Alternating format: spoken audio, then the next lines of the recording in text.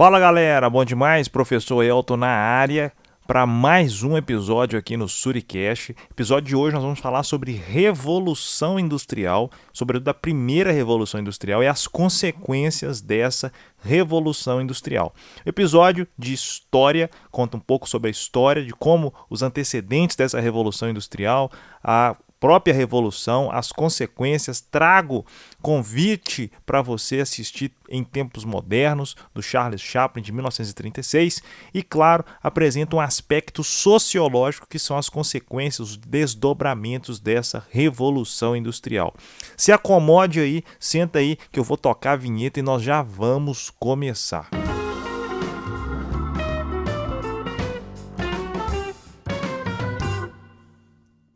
Então, bora lá! De modo geral, pessoal, a partir do século XV, nós já podemos observar, se a gente fizesse mergulho histórico, que houve uma passagem de uma produção que até então era muito artesanal para a manufatura. E depois, já no século XVIII em diante, ocorre uma outra passagem da manufatura para a maquinofatura, que já é a produção com o uso das máquinas, né? Na produção artesanal, o artesão tinha completo domínio sobre todas as etapas do processo produtivo, estava ali muito imerso a isso. Em geral, ele e alguns membros da sua família ou trabalhadores que ele contratava ou que fazia algum tipo de troca ali dentro desse mecanismo do trabalho, tinham acesso direto à matéria-prima e dominavam todas as fases da produção até obter o produto final. O próprio artesão controlava o seu tempo, quantas horas dedicaria para aquilo, quantas peças iria produzir, quando e quantos seriam seus momentos de descanso. Essa situação ela começa a se modificar de maneira expressiva com a Revolução Industrial, que inclusive é o tema aqui do nosso episódio de hoje. Enfim, a partir de então, a produção ela começa a ser dividida em diversas fases. A cada uma delas seria realizada por um trabalhador diferente, claro, uma função diferente, levando e obrigando essas pessoas a uma especialização dessa mão de obra. Ou seja, aquele indivíduo que tinha controle, que dominava todas as etapas do trabalho, agora ele é parte de um processo muito maior. Ou seja, os operários, esses novos trabalhadores, eles exerciam suas atividades sem conhecer o produto final do trabalho. Isso seria uma tamanha separação das funções dentro desse processo industrial. E esse trabalho exaustivo, repetitivo, na linha de montagem, foi satirizado pelo cineasta que você conhece muito bem, se não conhece, fica a dica, do Charles Chaplin, em um filme aí chamado Em Tempos Modernos. O filme é de 1936. Bom, vamos então entender alguns aspectos que antecederam a Revolução Industrial, beleza? Como nós já sabemos, ou se não, fica aí a oportunidade para se saber, o processo que nós chamamos de Revolução Industrial se desenvolveu primeiro na Inglaterra, nação que lá no século XVIII já reunia as condições necessárias para que esse processo ocorresse. A industrialização inglesa alterou de modo significativo a organização da sociedade, beleza? Isso é muito importante. Houve um intenso processo de urbanização e uma mudança na relação do homem com o seu meio. E, ao mesmo tempo, um processo de urbanização em relação dos homens e das mulheres com a forma de produção. Ou seja, isso teve um lapso significativo ali naquele contexto.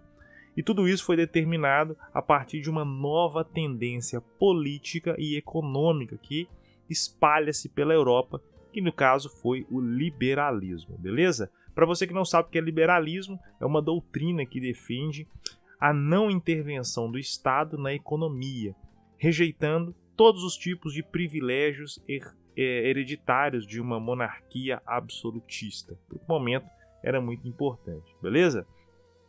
Bom, continuando então. Posteriormente, essa tendência, ou seja, essa relação aí do sujeito com o seu produto, ou essa falta de relação do sujeito com o seu produto, vira uma tendência e vai se espalhando pelo mundo ocidental.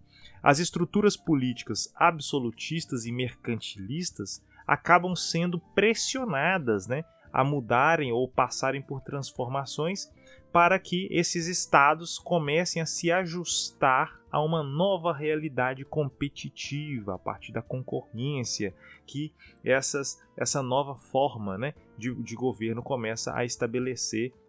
Governo, digo, de produtos, né, ou seja, esse mecanismo liberal de concorrência, de produção, etc., começa a pressionar esses países, começa a pressionar esses estados, enfim.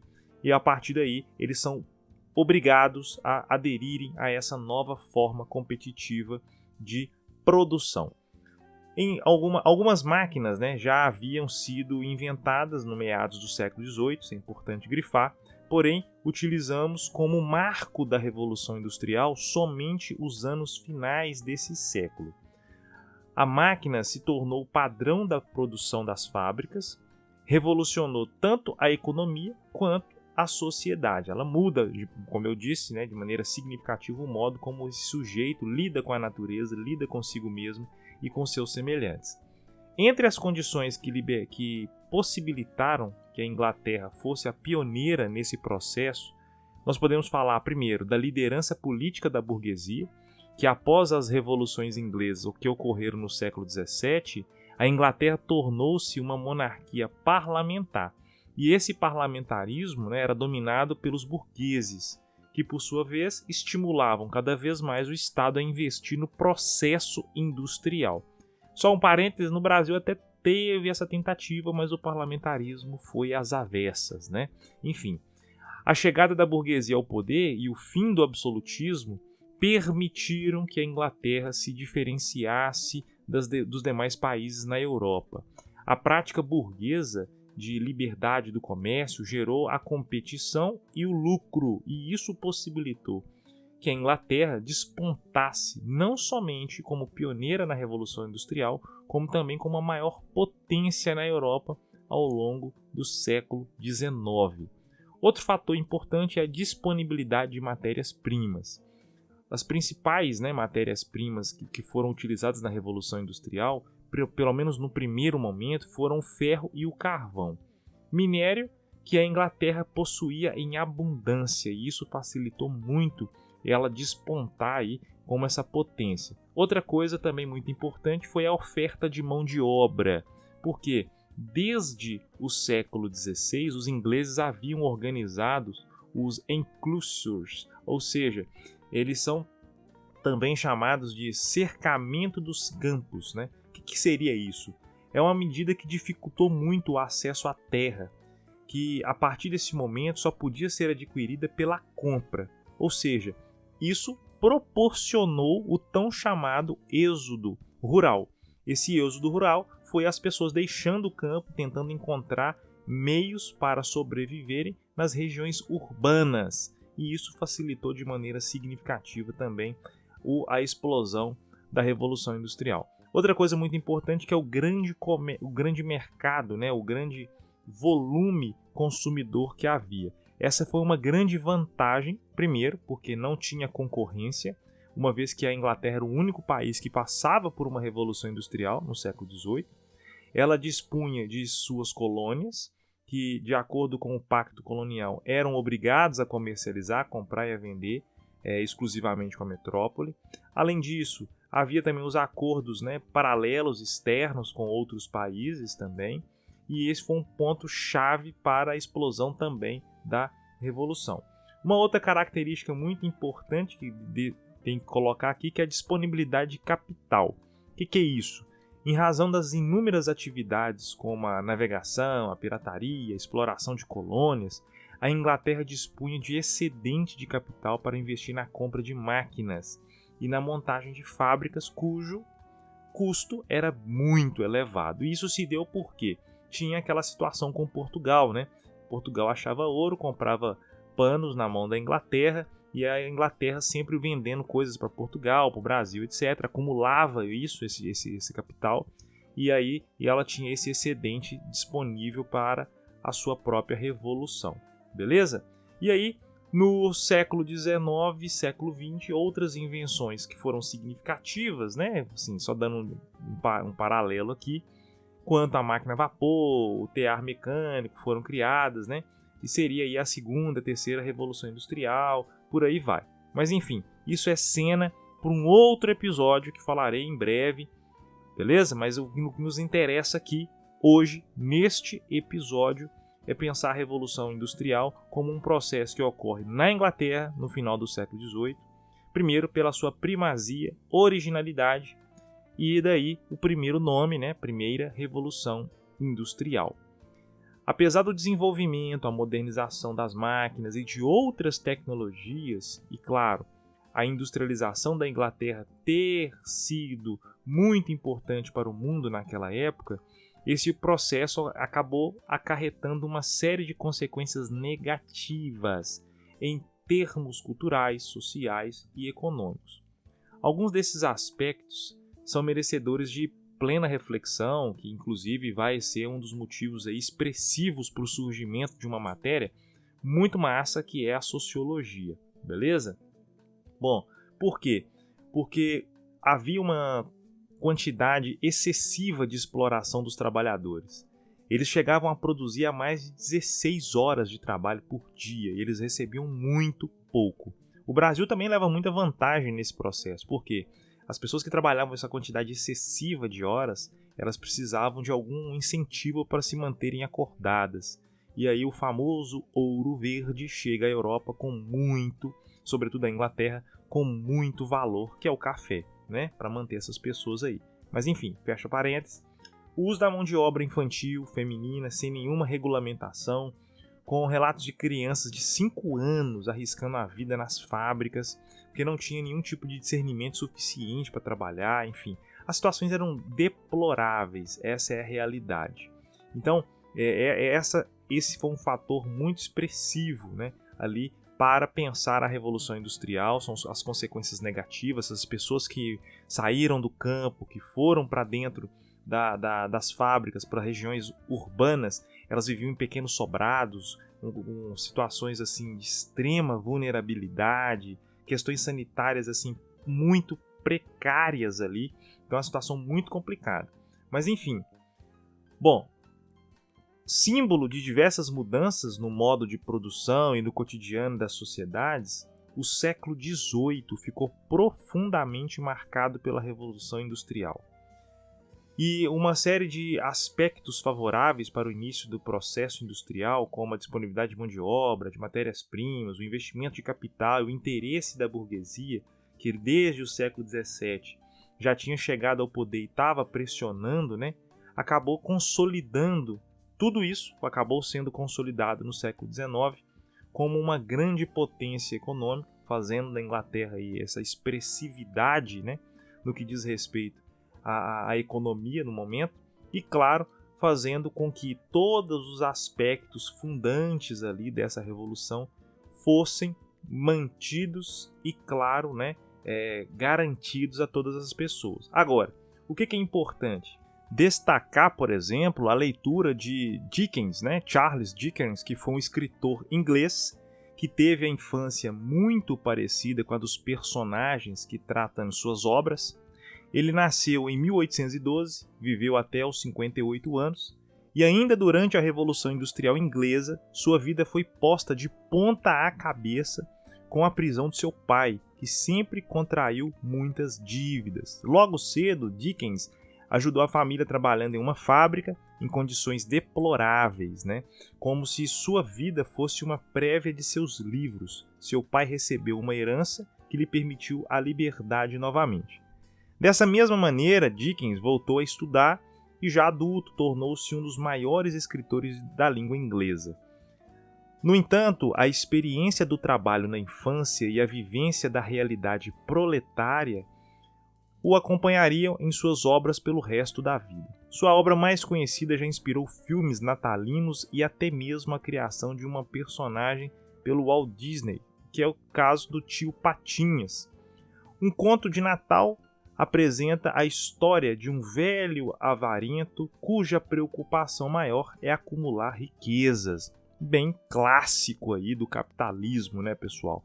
Eis que, em um Natal, ele recebe a visita do espírito de um antigo sócio que vem avisá-lo de que, naquela noite, caso não mudasse sua forma de agir com as pessoas, ele veria mais 3 fantasmas.